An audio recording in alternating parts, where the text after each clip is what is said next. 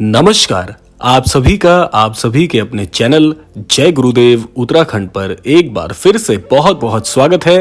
कामना करते हैं कि आप और आपके परिजन सभी स्वस्थ होंगे। इसी कामना के साथ बढ़ते हैं आज के इस अद्भुत क्रमांक की ओर।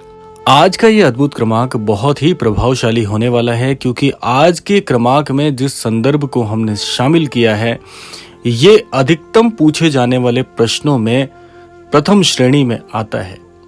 तो इसीलिए आज का क्रमांक जिन भी अनन्य दर्शकों को प्राप्त हुआ है उनके लिए एक तरह से वरदान साबित होगा आज का ये दिव्य क्रमांक। इसीलिए आज के क्रमांक का श्रवण पूरी तरह से आप कीजिएगा। एक एक बात आपके लिए बहुत महत्वपूर्ण होने वाली है। तो आइए प्रारंभ करते हैं आज के इस दिव्य अध्याय को। आज के इस क्रमांक में हम एक ऐसी बात को, एक ऐसे प्रश्न को लेकर आपके सामने आए हैं जो कि अधिकतम पूछे जाने वाले प्रश्नों में सर्वप्रथम मैं कहूंगा। प्रश्न क्या है, पहले आइए वो जान लेते हैं। प्रश्न ज्यादातर ये पूछा जाता है कि हम अनन्य महाराज जी के भक्त तो हैं, महाराज जी का सानिध्य भी हमें प्राप्त है या सानिध्य प्राप्त करने के लिए प्रयासरत हैं, लेकिन क्या महाराज जी ने कभी श्री हनुमान चालीसा के विषय में कुछ बताया है? जिस प्रकार से हम श्री हनुमान चालीसा की महिमाएं सुनते हैं, श्री हनुमान चालीसा को वरदान बताया गया है, तो क्या महाराज जी ने इस ओर भी कुछ इंगित किया है कि श्री हनुमान चालीसा का यदि हम लाभ लेना चाहते हैं तो कैसे लिया जा सकता है, कब तक इसका लाभ हमें प्राप्त हो सकता है और क्या क्या विधि होनी चाहिए? देखिए, बहुत बहुत महत्वपूर्ण प्रश्न ये है। और आइए अब ये भी जान लेते हैं कि महाराज जी ने इस पर विशेषतम क्या कहा है। इसके लिए मैं एक छोटा सा प्रसंग आप सभी के लिए पहले सुनाना चाहूंगा। प्रसंग क्या है, आइए जान लेते हैं।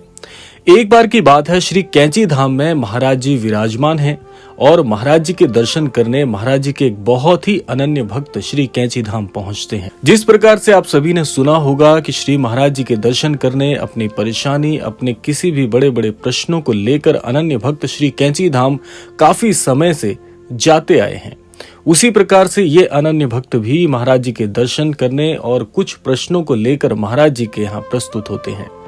तो जैसा कि श्री कैंची धाम में हम सभी जानते हैं कि लोगों का तांता लगा रहता है, ऐसा ही कुछ वहां का दृश्य है। लेकिन महाराज जी तो अपने अनन्य भक्त की एक एक हृदय की बात पहचान लेते हैं।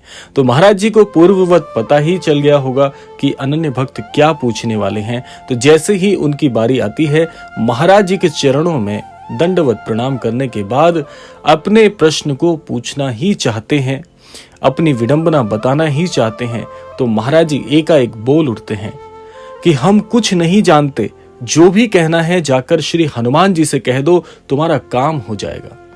इस प्रकार से जब उस अनन्य भक्त के कानों में महाराज जी की दिव्य वाणी पड़ती है, मानो जैसे कोई स्वप्न सच हो गया हो, जैसे कोई वरदान, जैसे कोई मनौती, जैसे कोई कामना पूर्ण हो गई हो, ऐसा प्रतीत होता है। अब महाराज जी के इस छोटे से वृतांत से, इस छोटे से कथांक को बताने का यहाँ पर क्या प्रयोजन है, आइए अब उस पर हम चर्चा कर लेते हैं। देखिए, श्री हनुमान चालीसा एक दिव्य पाठ है, इसमें कोई दो राय नहीं है। बल्कि आज के इस आधुनिक युग में, आज के इस कलयुग रूपी इस समाज में श्री हनुमान चालीसा यूं मान के चलिए कि इस विश्व के लिए बनाया गया एक ऐसा वरदान है जिससे कोई भी व्यक्ति अपने जीवन में सार्थक मार्ग को ढूंढ सकता है। यहाँ तक कि जो व्यक्ति ईश्वर की खोज में लगे रहते हैं उनके लिए भी श्री हनुमान चालीसा एक दिव्य पाठ सिद्ध है। और सबसे बड़ी बात क्या है श्री हनुमान चालीसा की, आइए आपको बता देते हैं। श्री हनुमान चालीसा एक ऐसा दिव्य पाठ है जिसको किसी प्रकार की सिद्धि की आवश्यकता नहीं है, अपने आप में पूर्णतः सिद्ध है। यूं मान के चलिए कि यदि श्री हनुमान जी का आप विधान करते हैं, श्री हनुमान जी में आपकी बहुत ज्यादा भक्ति है, श्री हनुमान चालीसा के पाठ के माध्यम से आप अपने जीवन की सारी जितनी भी आपकी त्रुटियां हैं वो सारी त्रुटियों को आप ठीक कर सकते हैं, अपने जीवन को सही तरीके से मार्गदर्शित कर लेते हैं। अब आइए जान लेते हैं महाराज जी के उस कथांक में, महाराज जी के उस वाक्य का, जो अकाट वाक्य महाराज जी ने कहा कि जो भी कहना है जाकर श्री हनुमान जी से कह दो। इस वाक्य में यदि हम थोड़ी गूढ़ता को ढूंढने का प्रयास करते हैं तो हमें यह प्रतीत होता है कि निसंदेह महाराज जी ने एक और हमें इशारा किया है। अब वो इशारा क्या है, आइए पहले से समझ लेते हैं। देखिए, जैसा कि हम सभी जानते हैं कि श्री महाराज जी श्री हनुमान जी के अवतार हुए हैं और श्री हनुमान जी और महाराज जी में किसी प्रकार की कोई भिन्नता नहीं है। यहाँ पर यदि आप श्री हनुमान जी को प्रसन्न करना चाहते हैं और श्री हनुमान जी से किसी प्रकार की आपकी कोई मनोकामना है जो आप पूरी कराना चाहते हैं, तो श्री हनुमान चालीसा का पाठ एक तरीके से श्री हनुमान जी के समक्ष बैठकर यदि कोई व्यक्ति कर लेता है, निसंदेह उसके जीवन के सारे कष्टों का हरण हो जाता है। उसके जीवन में जितनी भी त्रुटियां चल रही होती हैं, जीवन में किसी भी प्रकार के किसी भी श्रेणी के दुख चल रहे होते हैं, सभी प्रकार के दुखों में, सभी प्रकार की हानि की स्थिति में ऐसे व्यक्ति को लाभ देखने को मिलता है। अब श्री हनुमान चालीसा के पाठ से आप कैसे श्री हनुमान जी तक अपनी बात पहुंचा सकते हैं, आइए उस पर चर्चा कर लेते हैं। देखिए, जिस प्रकार से आपने देखा होगा कि जब हमें अपनी कोई बात अपने इष्ट के समक्ष रखनी होती है, तो जिस प्रकार से हम विनय पूर्वक अपनी बात रखना चाहते हैं, उसके लिए भी एक विधि होती है। यहाँ पर श्री हनुमान चालीसा पूरी तरह से विधिवत है और एक ऐसी विधि, एक ऐसा अनुष्ठान मैं कहूंगा श्री हनुमान चालीसा को, यदि कोई भी अनन्य भक्त, इस बात को रेखांकित कर लीजिएगा, इस क्रमांक की सबसे महत्वपूर्ण बात अब आपको बताने वाले हैं। यदि श्री हनुमान जी के विग्रह के समक्ष, यदि श्री हनुमान जी के छवि चित्र के समक्ष बैठकर कोई भी साधक श्री हनुमान चालीसा का पाठ करता है, श्री हनुमान जी को श्री हनुमान चालीसा के पाठ को सुनाता है, तो आप ये मान के चलिएगा कि आपके जीवन में धीरे धीरे सारे कष्टों की स्थिति से आपको निजात मिलेगी, सारे कष्टों में आपको लाभ होगा। और दूसरी स्थिति में आपके जीवन में जितने भी कार्य आपके अटके हुए हैं, जितने भी कार्यों में आपको सफलता नहीं मिल पा रही है, ऐसे कार्य पूरी तरह से सिद्ध होते हुए पाए जाते हैं जो भी साधक इस विधि से श्री हनुमान जी का अनुष्ठान या पूजा करता है। अब आती है बात यहाँ पर बहुत बड़े प्रश्न की। प्रश्न यहाँ पर यह उठता है कि श्री हनुमान चालीसा का पाठ हम काफी समय से करते आ रहे हैं, कितनी संख्या में करना चाहिए, कैसे करना चाहिए, कब करना चाहिए, अब थोड़ा इस पर चर्चा कर लेते हैं। देखिए, सबसे पहली बात तो मैं यही कहूंगा कि जब भी हम कोई अनुष्ठान करते हैं, जब भी कोई विधि करते हैं, जब भी कोई नियम बनाते हैं, तो संख्यात्मक रूप से आप मत करिए, क्योंकि जहां पर बात आध्यात्म की आती है, जहां पर बात श्रद्धा की आती है, वहां पर संख्यात्मक रूप से इसे नहीं देखना चाहिए। दूसरी बात, यदि आपके पास थोड़ा समय का अभाव रहता है, यदि आपको लगता है कि हमारी जो भी मनोकामना है, जो भी हमारे जीवन में हमारी इच्छा है, उसे पूरी होने के लिए थोड़ा सा हमें यह रहता है कि काश ये थोड़ा जल्दी हो जाता, तो ऐसी स्थिति में आप एक काम कर सकते हैं। जब भी आप श्री हनुमान चालीसा का पाठ करें तो आपको दो चीज का ध्यान रखना है। पहला ये कि यदि श्री हनुमान जी के समक्ष करेंगे तो बहुत बहुत अद्भुत है।